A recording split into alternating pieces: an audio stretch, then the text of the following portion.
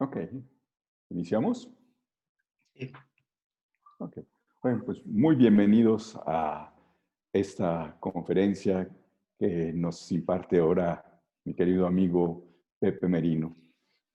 Pepe, muchísimas gracias por acompañarnos. De Pepe, creo que van a ustedes a ver, a disfrutar muchísimo esta plática. Estoy seguro que la elocuencia con la que comparte Pepe, el dominio profundo que tiene, nos va a indicar cómo es dominar algo profundamente y cómo es, sobre todo algo que he comentado, procesos de anticipación, de metacognición.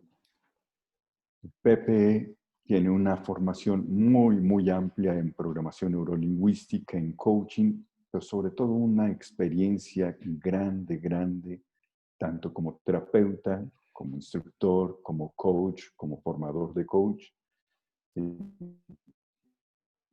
y cuadre.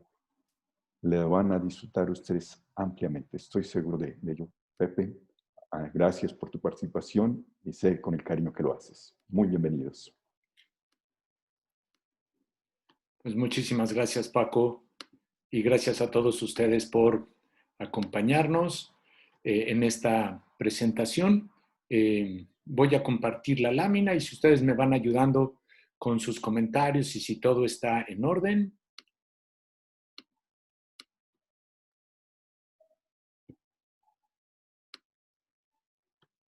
Estamos viendo la lámina, ¿verdad? Que dice el futuro ya no es como solía ser. ¿Sí? Ok, mil gracias por la confirmación. Pues me da mucho gusto estar con ustedes. Muchísimas gracias, Paco, por esta oportunidad para compartir este rato de conversación y ojalá en este sentido pues sea una conversación. Y me gustaría iniciar honrando eso antes de entrar a nuestro tema, pues preguntándonos cómo nos encontramos. Me parece que después de 6 meses de confinamiento, de pandemia, algo que ha quedado muy claro es que el teletrabajo tiene como muchas oportunidades y, déjenme poner mi video, tiene muchas oportunidades, ha resultado muy favorable para las empresas, para las personas.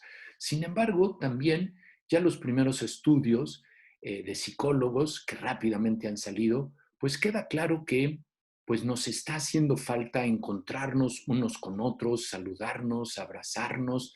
Finalmente somos seres sociales y mamíferos, pues que requerimos de este contacto. Así que, aunque esto todavía no sea posible, pues podemos iniciar esta charla preguntándonos justamente esto, ¿cómo nos encontramos? Y entonces quiero que aprovechemos la oportunidad que nos da el chat para que, ya sabrán un poco mi edad y sobre todo porque Pablo, mi hijo, era fan de la Guerra de las Galaxias. Entonces tenemos aquí a Han Solo. Y entonces la pregunta es, en la escala de Han Solo, ¿cómo te sientes el día de hoy?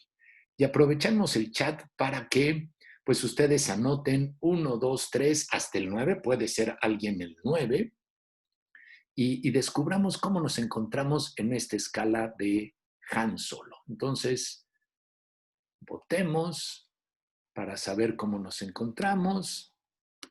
Ok, por ahí Eligio ya nos dijo que el 1, habría que ver de veras, Eligio, si de veras así estás de contento, pero bueno, confiemos por alguien el 6, espero que no esté distraído con el celular, pero bueno, varios en el 6, David también, Matilde, estás en 4, ok, un poco sorprendida, esperemos que bien. Pablo, así estoy yo más o menos esperando a ver qué sale de esta encuesta. Bueno, el 9, Pedro, has de estar roqueando más o menos. Alguien está medio dormido todavía, pero bueno, más o menos vamos descubriendo cómo nos encontramos y cómo estamos. Bueno, creo que tenemos una primera aproximación acerca de esto. Y regresando ya o entrando ya a nuestra charla, el título es El futuro no es como solía ser. Y creo que esta es una reflexión que ciertamente, aunque no es nueva por el tema del COVID, sí está muy presente en todos nosotros. Y yo quisiera presentar unas láminas para introducir esta idea. Posiblemente ustedes conozcan esta lámina, pero me parece realmente a mí fascinante. Y es, ¿cuánto tardaron los siguientes productos o servicios tecnológicos en alcanzar 50 millones de usuarios? Y la reflexión es, pues hablemos de la velocidad del cambio de nuestra época. Aquí hay algunos datos. Los aviones tardaron 68 años en tener 50 millones de usuarios. Ya, por ejemplo, la electricidad solamente tardó 46 años.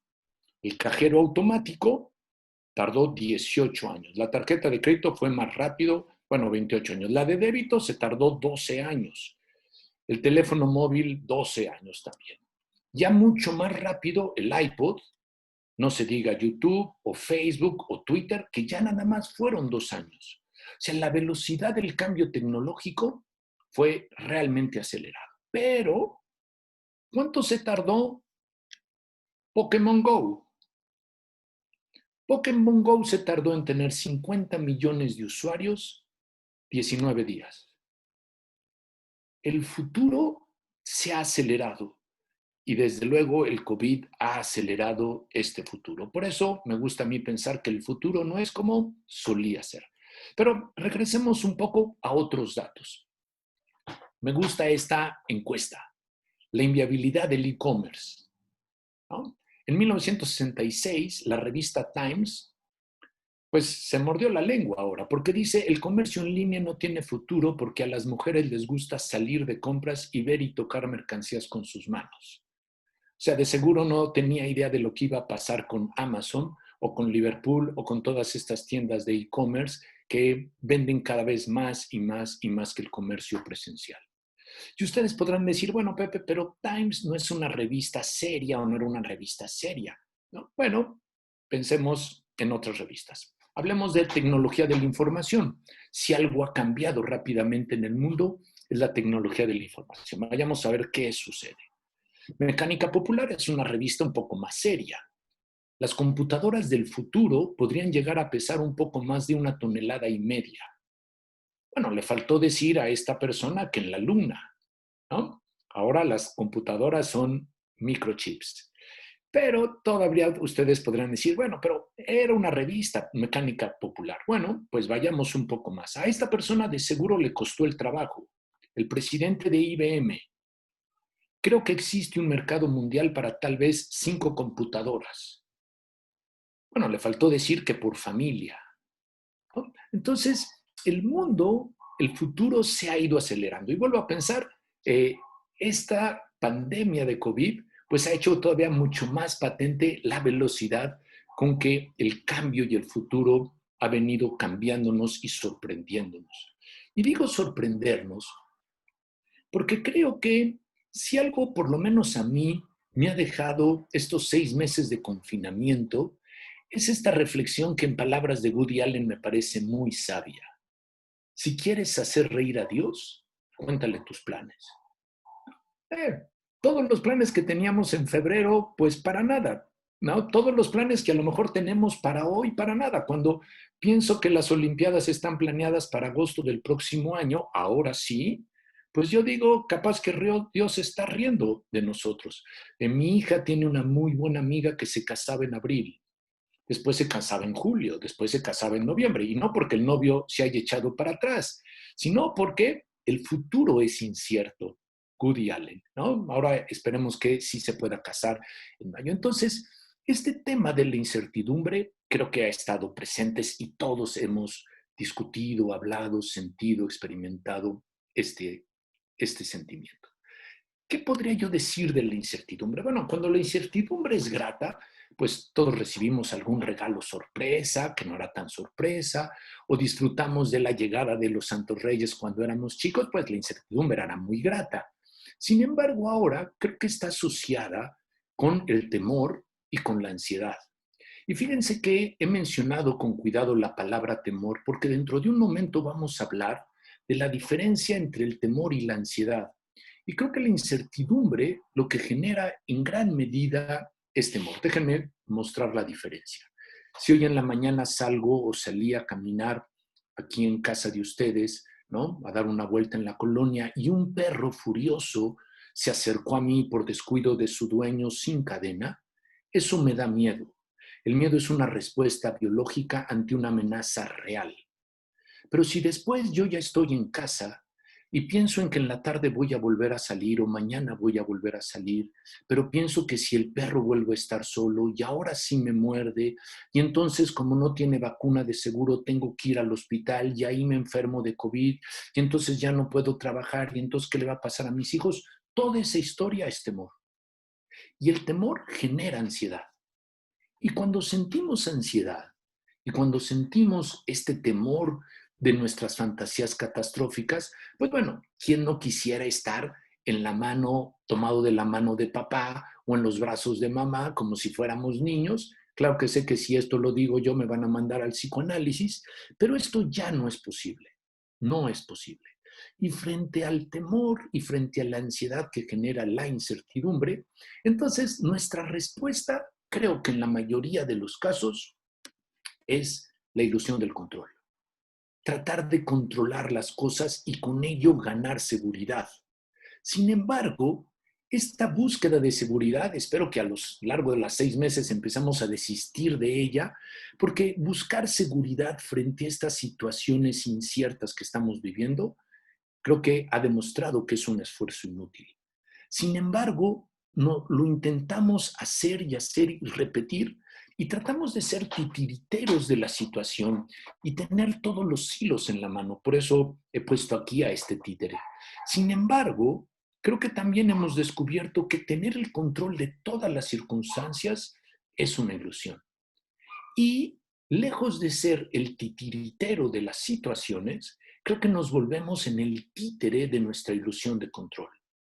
Y tratamos por todos los medios de buscar aferrarnos a información, a definiciones, a promesas, sin cuestionarlas. Creo que para todos es claro que nunca ha habido antes tanta necesidad, tanta búsqueda de información, tantos expertos que no saben nada, ante los cuales nosotros nos aferramos. Y hoy pensamos y mañana vamos a pensar lo contrario. Si hay que usar mascarillas, no hay que usar mascarillas. Hay que regresar a trabajar, no hay que regresar a trabajar. En fin, nos aferramos sin cuestionamiento.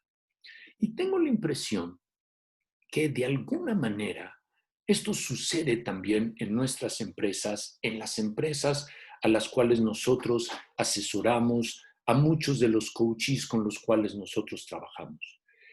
Creo que este deseo de tener el control, de generar una ecuación que iguale al liderazgo con el control, está presente. Y quisiera decir, y sé que voy a hacer un poco una trampa, pero quisiera cuestionar un poco esta idea de el liderazgo con la metáfora del director de orquesta. Creo que hemos oído muchísimas veces esta idea, ¿no? El líder es como un director de orquesta que todo lo controla.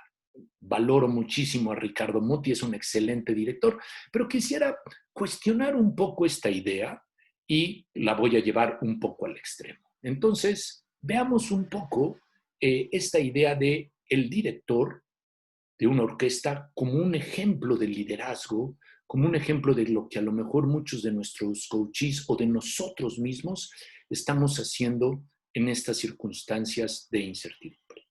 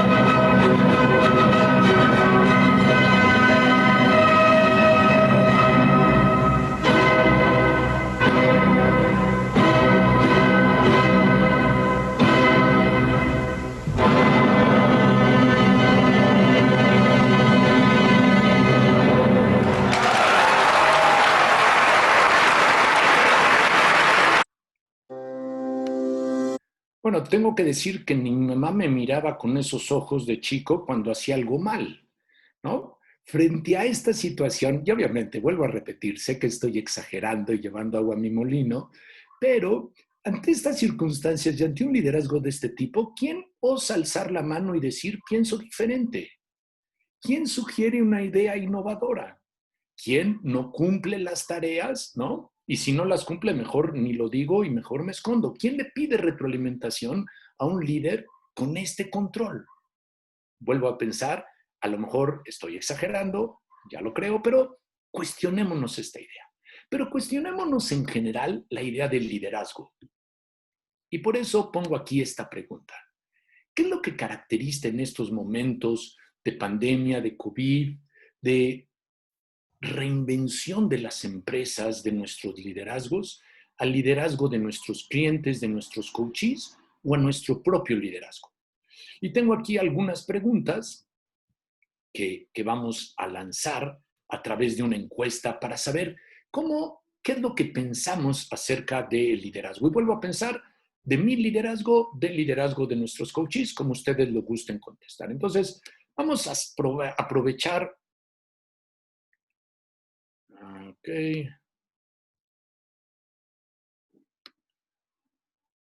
Eh, Quiero saber si apareció la encuesta. Sí, muy bien. Y entonces dice, las condiciones del mercado de nuestro país y del mundo, aunado a las nuevas características de los equipos de trabajo, hacen indispensable renovar las estrategias de liderazgo y de preferencia, si quieren, no contesten con opción múltiple, contesten con una sola opción para tener una votación. Entonces, la idea es, estoy totalmente en desacuerdo con eso, no hay necesidad de renovar el liderazgo, hasta estoy totalmente de acuerdo. Entonces, si ustedes nos anotan su votación para la primera.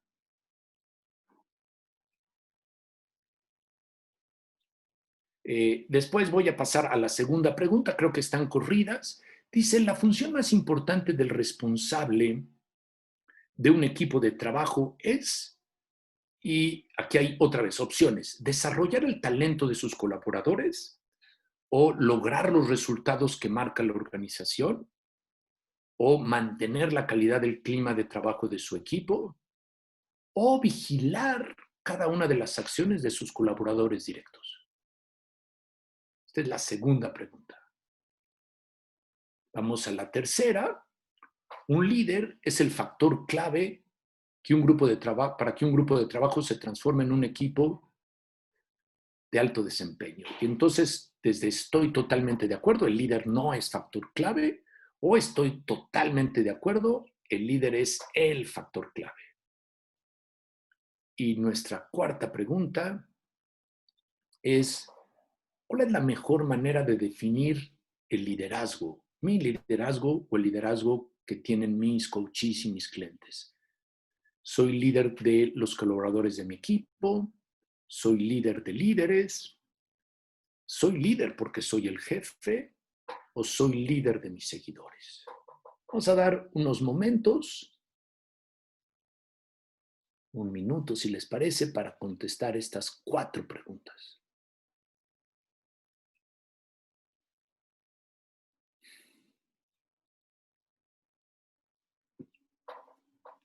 Ya tenemos 35 respuestas. Son 4 preguntas por si quieren ir bajando a ellas.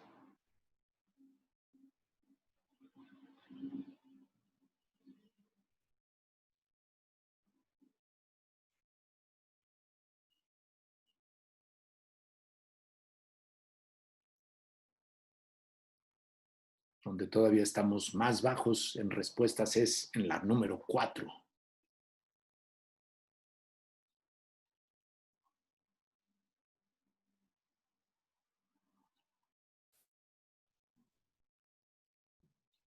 Ok, creo que tenemos ya una buena muestra estadística. Vamos a ver qué dicen nuestras respuestas.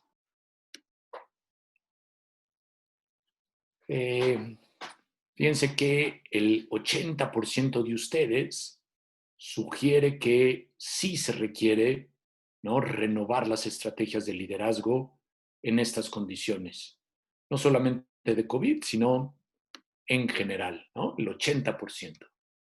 Es una muy buena idea. Creo que entonces tenemos un trabajo importante como coaches, tenemos un trabajo importante desde la programación neurolingüística con nuestros clientes y con nosotros mismos. Después, desde luego, me da la impresión que tenemos un grupo más de coaches y de gente que trabaja para las empresas, pero el 70% de ustedes sugiere que la función más importante de un líder es el desarrollo del talento de sus colaboradores. Lo creo firmemente. Sería interesante hacer esta encuesta con sus coaches y realmente no evaluar lo que opinan, sino el tiempo que destinan al desarrollo de sus colaboradores. Y ahí ya no estaría yo tan seguro de que el 70% de ellos tuviera esta respuesta. La tercera es un líder, es el factor clave para que un grupo de trabajo se transforme en un equipo caracterizado por el alto desempeño. Pues el 72% le asigna un valor muy alto, casi el 90%, entre estoy de acuerdo y tiendo a estar de acuerdo. ¿Y cuál es la mejor manera de definir el liderazgo? Aquí el 66% habla de que el líder es el líder de su equipo de trabajo y solamente el 12%, digo el 26% habla de que soy líder de líderes, lo cual sería interesante cuestionar y por ahí vamos a ir un poco al final de nuestra charla. Creo que están ustedes viendo los resultados, perdón, no los había pasado. No sé si alguien verbalmente o por el chat brevísimamente quiere hacer algún comentario sobre esta encuesta y sobre el liderazgo. Creo que podría ser enriquecedor para todos.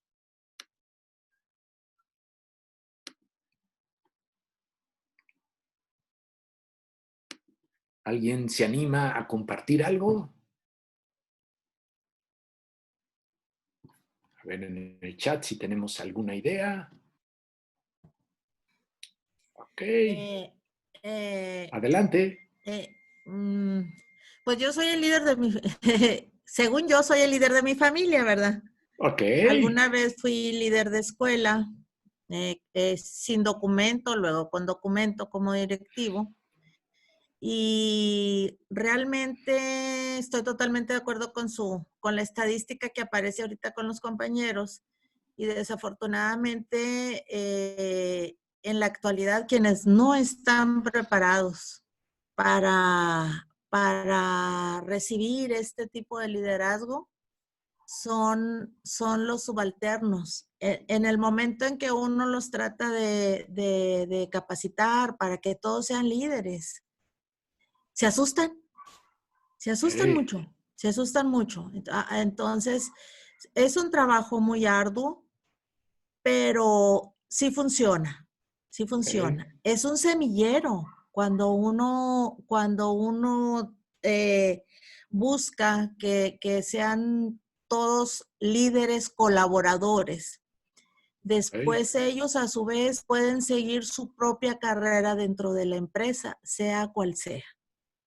Y fíjate, Entonces, Gaby, que en ese sentido Lorena apunta un poco la misma idea de que el líder es aquel que desarrolla nuevos líderes. Así es. Ani también sugiere un poco esta idea. Dice, en mi experiencia, los mejores líderes cuidan la parte emocional de sí mismos y de sus integrantes. Desde luego, la idea de las emociones es fundamental. Así Y es. un líder es el que el resto del equipo lo considera líderes. Bueno, pues vamos a sugerir algunas ideas más acerca de estas. Entonces, vuelvo a compartir la pantalla y aquí están las preguntas que yo lancé, pero que ya cuestionamos. Quiero contar un poco algo que aprendí con un buen maestro de programación neurolingüística, colaborador del centro, Sergio Hernández de Celaya.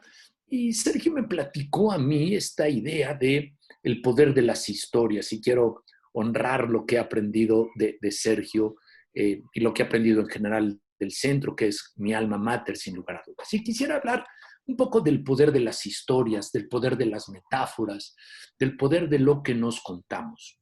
Y lo primero que yo quisiera decir, siguiendo a un autor que se llama Jorge Volpi, un novelista valioso mexicano, tiene un libro muy interesante que se llama Leer la mente. Y en este libro, Volpi sugiere con claridad lo que muchos otros investigadores, Maturana entre ellos, sugiere, y fue gracias al lenguaje que nos hicimos humanos. Y fue gracias a las historias que nos empezamos a contar al describir al mundo, a coordinar acciones, que logramos sobrevivir siendo una de las especies más frágiles y más vulnerables, ¿no? Nos pusimos coordinar para que fuéramos manteniéndonos como especie viva y en desarrollo. Entonces, las historias hace ya muchísimos años nos hicieron humanos. Pero, sin lugar a dudas, y este es Altamira, si ustedes se acuerdan, los dibujos de las pinturas rupestres, también es cierto que las historias fueron reinventando con la imaginación, con el simbolismo al mundo, y fueron desarrollando en nosotros la visión del futuro, la imaginación y capacidades abstractas que fueron desarrollando nuestra inteligencia, nuestro razonamiento. Generaron la religión, generaron la política y generaron tipos de organizaciones cada vez más complejas. Así que no solamente era el animal que había cazado, sino toda la historia que permitía que esta pequeña tribu generara un tótem con el cual reinventábamos al mundo, nos identificábamos como grupo. Las historias fueron fundamentales. Pero no tenemos que irnos tan lejos, no tenemos que irnos a 70,000 o 80,000 años atrás. Las historias también nos sirven hoy en día para generar lazos, para darle sentido a lo que hemos vivido. Y déjenme contarles algo que de seguramente les ha pasado. Muy posiblemente hayan sido invitados a la fiesta o a la reunión de 30, 20, 40 años de la preparatoria de su esposa. ¿No? Y no hay nada más aburrido que ir a la fiesta o a la reunión de la preparatoria o de la carrera de tu esposa, de tu pareja, ¿no? De 10, 20 o 15 años. ¿Por qué es aburridísimo? Sobre todo si tú no fuiste a esa escuela o no fuiste parte de esa generación.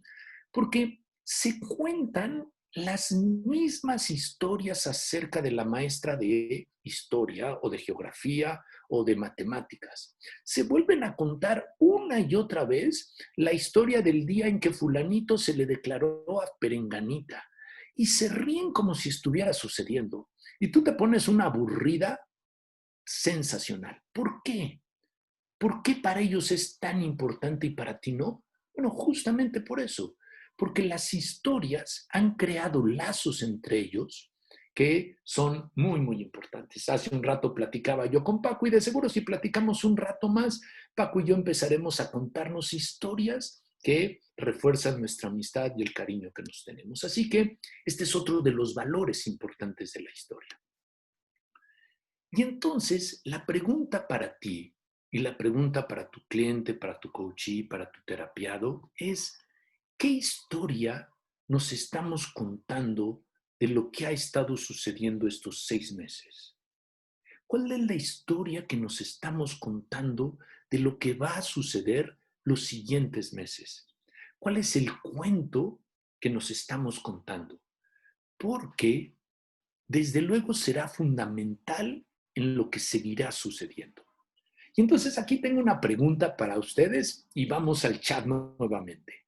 Y la pregunta es, imagínate que pudieras recopilar en un libro o en una película las conversaciones y los pensamientos recurrentes que han tenido tus coachees, tus clientes, tus hijos, tu esposo o tú misma, ¿no?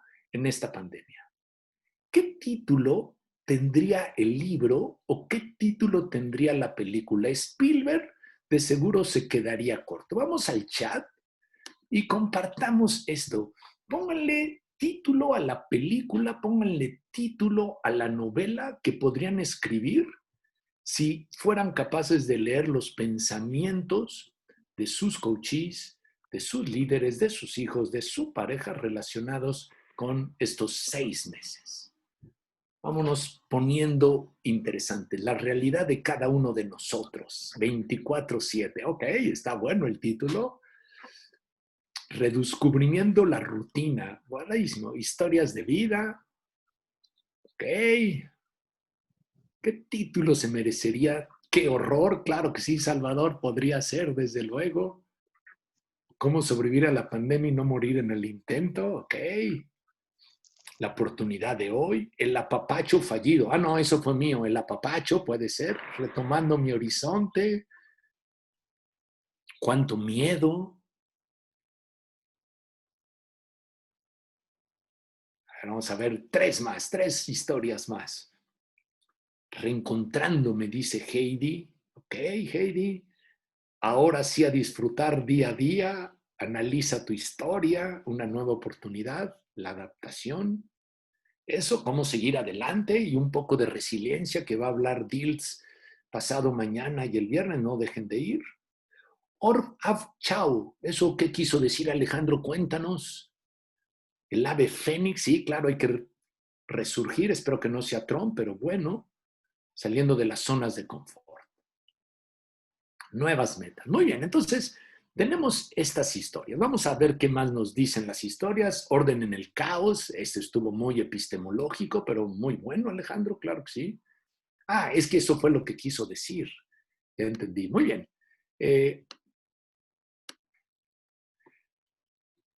Ahora, ¿por qué esta pregunta? Porque la historia que se están contando, si es una historia de terror, pues de alguna manera eso puede estar marcando el futuro próximo o el futuro inmediato de lo que hagamos. Y ojo, no creo desde luego en nada esta idea de que si lo declaro va a suceder, pero sí desde luego, si en nuestra mente están historias de terror, pues nuestro futuro próximo, nuestro futuro inmediato va a estar marcado de ello. Las expectativas y las creencias, lo sabemos por la programación neurolingüística, tienen una gran influencia en nuestras acciones futuras. Así que aquí tendríamos una reflexión muy interesante para nosotros, para nuestros coaches, para nuestros líderes. Pero también tendríamos que pensar que las acciones que hoy estamos llevando a cabo o las acciones que nuestros clientes están llevando a cabo son las historias que se contarán de ellos en un futuro. ¿Quieres saber qué es lo que van a contar tus hijos pequeños, ¿no? A tus nietos dentro de 20 años, dentro de 15 años. Bueno, lo que van a contar de estos días es lo que te está viendo hacer a ti. Lo que se va a contar de tu empresa es lo que estás tú haciendo hoy, ¿no? Entonces, las historias también se generan por los actos, por las acciones que nosotros realizamos y otros ven que nosotros llevamos a cabo. Y entonces quisiera proponer algunas pautas de acción, como si fuéramos un poco directores de cine.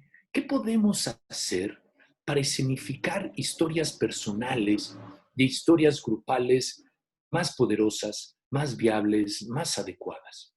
Y entonces quisiera mencionar 3 sugerencias para nuestras historias y las historias de nuestros coaches y las historias de nuestros familiares. Primera pauta. Bueno, ya lo dije. Creo que tendríamos que darnos cuenta si en mis pautas de acción, de las historias que se van a contar de mí, que estoy contando de mí, están marcadas por el miedo o por el temor. Porque hay una diferencia, ya la platicaba yo, muy importante, entre la reacción ante un estímulo evidente que genera miedo a la reacción que genera mi mente por las fantasías catastróficas que yo me cuento. El miedo es una respuesta ante un acontecimiento, el temor es la respuesta ante un pensamiento. Y creo que la gran mayoría de nosotros estamos pudiéndonos inundar del temor y abandonando un poco el miedo. Y déjenme decirles que la mejor frase que yo he descubierto que puede iluminar esta idea la sugirió un filósofo francés hace más de 300 años y es bellísima. Mi vida ha estado plagada de desgracias, pero la mayoría de ellas nunca ocurrieron. Mis historias de temor pueden tener como subtítulo esta frase de Montaigne. Entonces, busquemos historias, generemos historias, cuestionemos historias de temor, generemos historias donde el miedo, que sí es un sabio consejero, nos siga acompañando. Siguiente pauta de acción. Creo que la siguiente pauta habla por sí sola. Me parece que tendríamos que buscar la manera de ser actores de nuestras historias y no simples espectadores de lo que está pasando. Me parece que todas las reflexiones acerca de accountability, de responsabilidad, ¿no?, de tomar las riendas de nuestra vida y hacernos responsables son fundamentales. Creo que cuando nos quejamos, cuando somos víctimas, cuando dejamos que las cosas sucedan, pues entonces nuestras pautas de acción y nuestras historias no devienen en el poder que nosotros tenemos. Y otra vez, hay una frase que me parece que ilumina muy bien esta segunda posibilidad como pauta de acción. Y es de un filósofo, Schopenhauer, y dice, el destino mezcla las cartas y nosotros las jugamos. No me queda duda de que a lo mejor el mazo de cartas no es muy bueno para nosotros. Las cartas que nos tocaron en este juego de póker no son las deseables. Nadie quisiera estar 6 meses confinado ni en las circunstancias de incertidumbre que vivimos. Pero son las cartas que nos tocaron. Nuestro reto es asumir que somos nosotros quienes estamos jugando con ellas. Y la tercera pauta de acción, que me parece importante, tiene que ver con asumir el poder que tenemos versus la zona de comodidad que muchas veces resulta de la impotencia. Y tengo la impresión que ante las circunstancias que vivimos, pues, ¿quién no se quisiera volver a sentir, como yo lo decía, en brazos de papá, en las manos de mamá, sintiendo que ellos tienen todo el poder? Pero tenemos que asumir el poder nosotros que tenemos frente a estas circunstancias y convivir con esta incertidumbre, por lo menos es la pauta de acción que me gustaría a mí tener para conmigo mismo. Y otra vez, pensando en alguna frase que dé luz a esta pauta de acción, pues Winston Churchill creo que lo sugiere muy bien. Ustedes recordarán, Churchill es un político británico que juega un papel fundamental, sobre todo en la Segunda Guerra Mundial. Inglaterra está a punto de declararse de alguna manera en un armisticio contra el gobierno nazi, cuando ha caído una gran parte de Europa, Francia entre ellos. La aviación nazi es mucho más poderosa que la aviación inglesa. El ejército mismo británico casi está a punto de desaparecer en las playas de Francia y todo el mundo piensa que no es posible hacer nada contra el poderío alemán. Y en cambio Churchill convence al pueblo británico de que hay posibilidades, ¿no? Que va a ser muy difícil, pero que hay posibilidades. Y entonces esta frase me parece que refleja muy bien esta dualidad entre el poder y la impotencia. El pesimista ve una dificultad en cada oportunidad. El optimista ve la oportunidad en cada dificultad. Así que, frente a estas circunstancias de dificultad, desde luego, desde la visión del poder, el mapa no es el territorio, lo sabemos, hay muchas, muchas oportunidades. Así que la pregunta para ti, para mí, para tus clientes, para tus hijos, para tus coaches es, ¿qué historia estaré escribiendo con mis acciones? ¿Cuáles son los guiones que quiero generar para la película de estos próximos 6 meses, de este próximo año o del resto de mi vida? Y me gustaría pensar que podría haber 4 agradables historias que podríamos contarnos. Me parece que podríamos contarnos historias de confianza, historia de confianza en nuestros seres queridos, historia de confianza en nuestros amigos, historias de confianza en nosotros mismos. Me parece que si el lenguaje fue fundamental para sobrevivir en condiciones críticas hace 350,000 años, fue gracias a que el lenguaje nos permitió la posibilidad de confiar. Y hoy no es diferente. Así que, historias de confianza.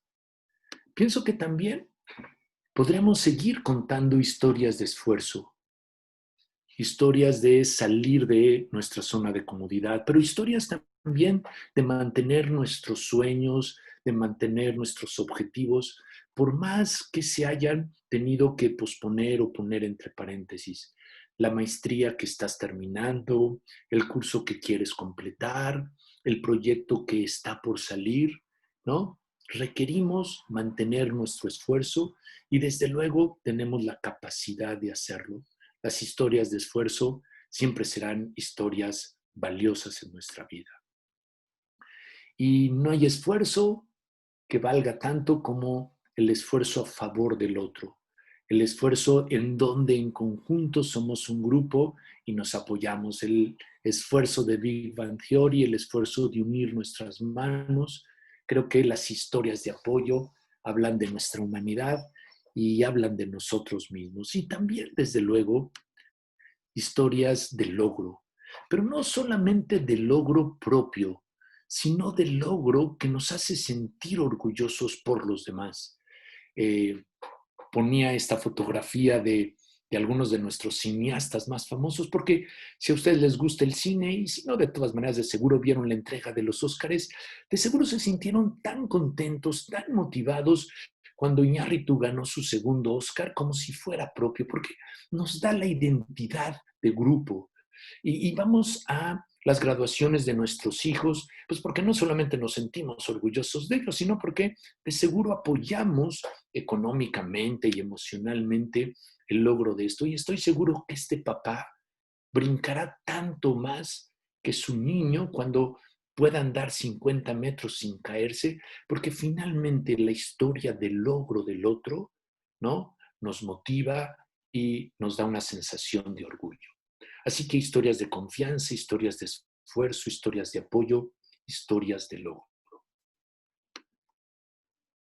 Pero tengo un pendiente, y el pendiente es una historia más que quiero contarles. Porque al principio de nuestra charla yo sugerí que podríamos cuestionar la historia del control del liderazgo de nuestros clientes, de nuestros coaches, de nosotros mismos frente a un grupo. Y quiero proponer una metáfora diferente para el liderazgo. Si el liderazgo ha tenido que ver con el control en algunas circunstancias y con la imagen del director de orquesta, capaz que puede ser interesante hablar ahora del liderazgo como la metáfora o a partir de la metáfora de una banda de jazz. Por esto pusimos ahí una banda de jazz. Y tal vez ustedes lo sepan, pero para un jazzista no hay momento más valioso, más gratificante, más retante, más esperado que el momento de la improvisación. El momento en que él tiene que enfrentarse al auditorio y generar, ¿no?, música que nunca antes ha sido tocada en un gran momento de improvisación. Por eso dice aquí, improvisar en grupo implica un gran reto. Bill Evans es un gran jazzista. Además de las dificultades técnicas, requiere lograr un pensamiento colectivo coherente, basado en la empatía de sus miembros y en el compromiso con el resultado compartido. Pero más que oír a Bill Evans en esta frase, mejor Phil Collins nos dirá qué es esto realmente de improvisar en una banda de jazz. Entonces, vamos a ponerlo y esperamos que lo disfrutemos, sobre todo si les gusta el jazz, lo van a hacer muchísimo. Díganme, por favor, si se escucha.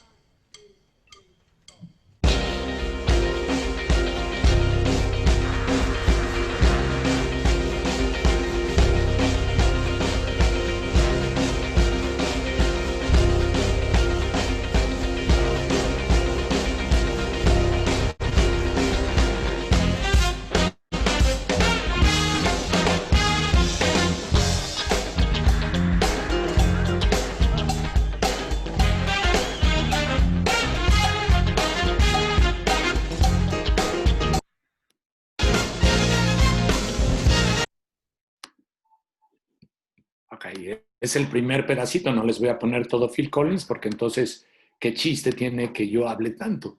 Pero entonces, esto es una banda de jazz, ¿sí? La banda de jazz de Phil Collins.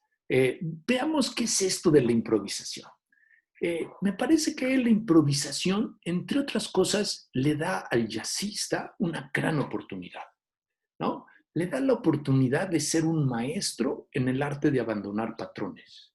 Justo, porque si tengo que improvisar y hacer algo diferente cada vez que me enfrento a un auditorio en ese pedacito que me toca a mí improvisar, entonces tengo que salirme de los patrones exitosos. Y fíjense lo que dice Sonny Rollins, un trompetista muy, muy famoso, dice, tan pronto como me escucho a mí mismo tocando una melodía demasiado familiar, yo diría, y hasta demasiado exitosamente, retiro la boquilla de mi boca. Esto es, dejo de hacer eso que ya me he acostumbrado a hacer y hacer repetidamente.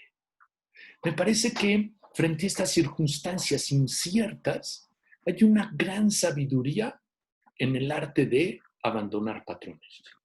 Y un gran reto, desde luego, porque para nada es fácil. Pero vayamos ahora a ver una improvisación en esta banda de Phil Collins.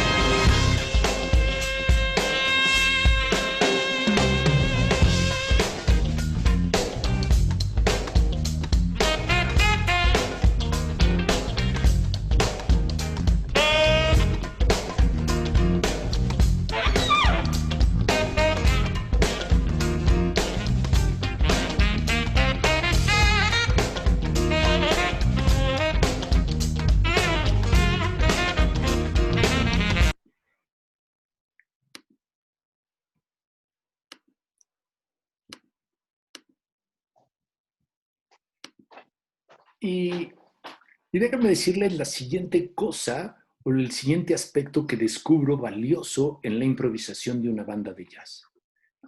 Y es que hay un balance maravilloso, dinámico, activo entre libertad y restricción.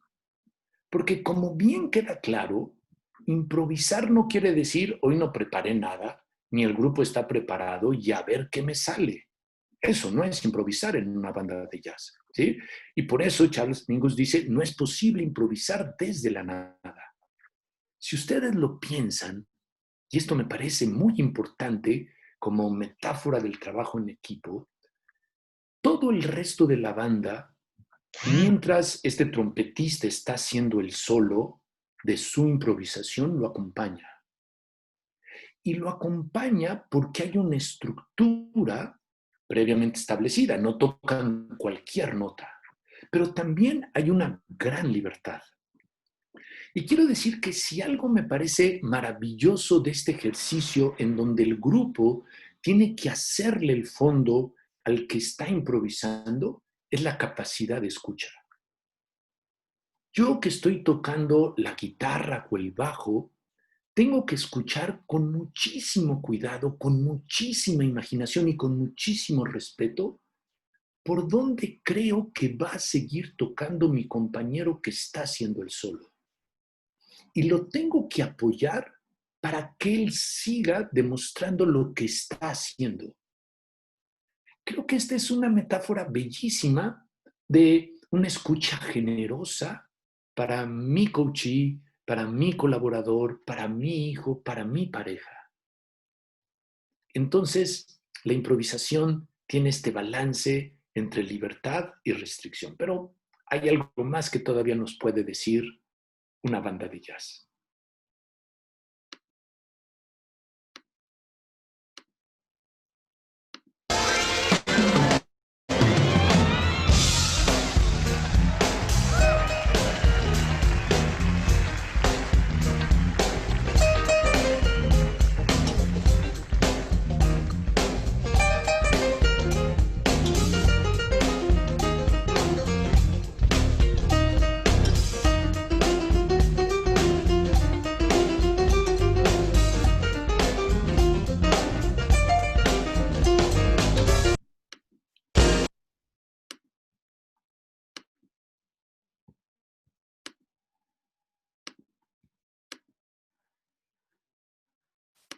Y cuando yo veo a tocar el piano de esta manera, pues me parece que si lográramos en nuestros equipos, en nuestra familia, en nuestro trabajo, ¿no?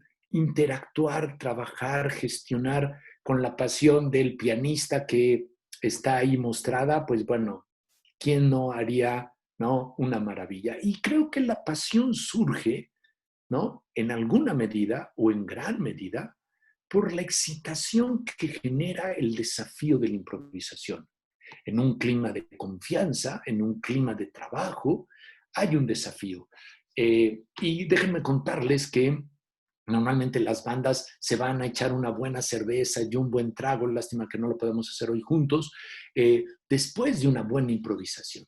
Y hay una historia linda de improvisación de Keith Jarrett, posiblemente ustedes la han oído, es muy famosa por una conferencia de TED.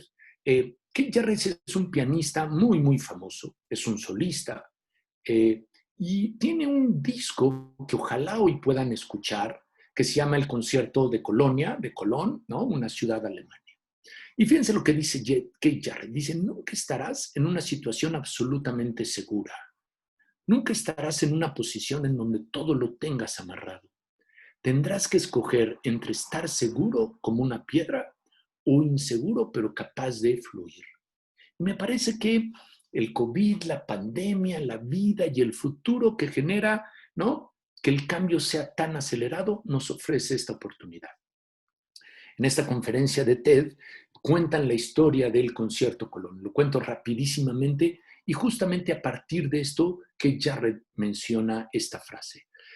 Jarrett es invitado a dar un concierto para muchísima gente en Colonia, una ciudad alemana, y el día en que va a ser la prueba de sonido al auditorio donde va a estar tocando, resulta que se han equivocado y el piano que debería de tener Keith Jarrett para hacer su concierto es un piano mucho más pequeño que el ha pedido, está desafinado y hay unas teclas que no funcionan bien. Una tragedia.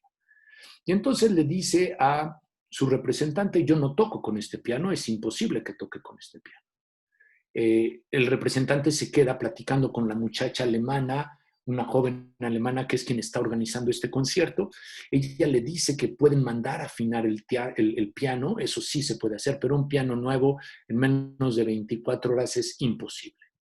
Pues entonces el representante de Jarrett dice, pues no hay nada que yo pueda hacer, no hay concierto. Y entonces ella va, sale a la calle, busca el coche donde Jarrett está esperando la solución, está lloviendo, cuentan, y entonces le suplica que por favor toque, que lo haga aunque el piano no sea el adecuado, que aunque no tenga todas las escalas, pero que por favor lo haga.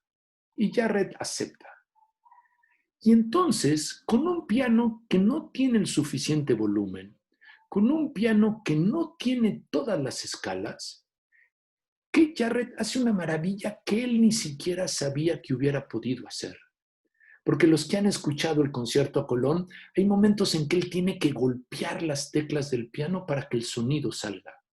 Pero de alguna manera, la escala reducida que tiene genera un ambiente súper interesante en el concierto. Así que tenemos una opción, escoger entre un seguro futuro que seremos como una piedra o ser capaces de fluir. Pero vayamos a nuestro último momento de nuestro concierto, que también se acerca el final de nuestra charla.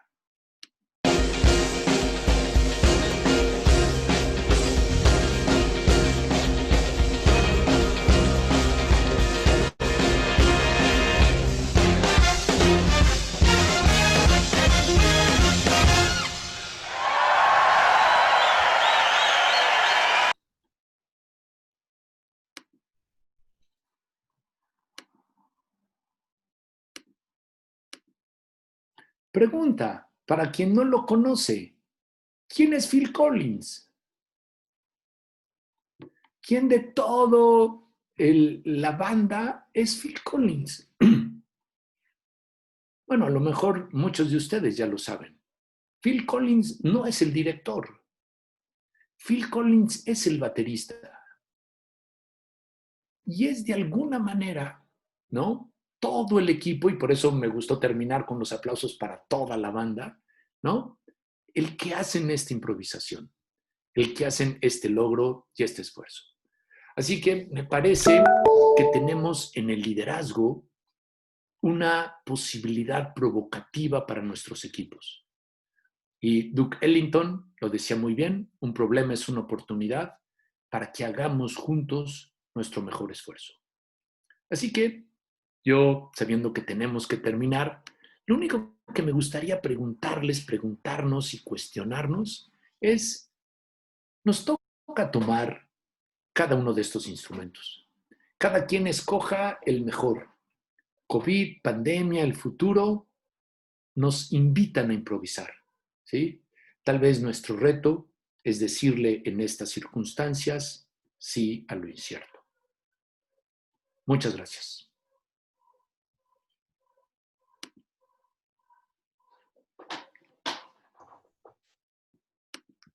Muchas gracias. No sé si haya alguna pregunta, comentario, Omar. No, Sé que andamos en tiempo. Y estamos en tiempo.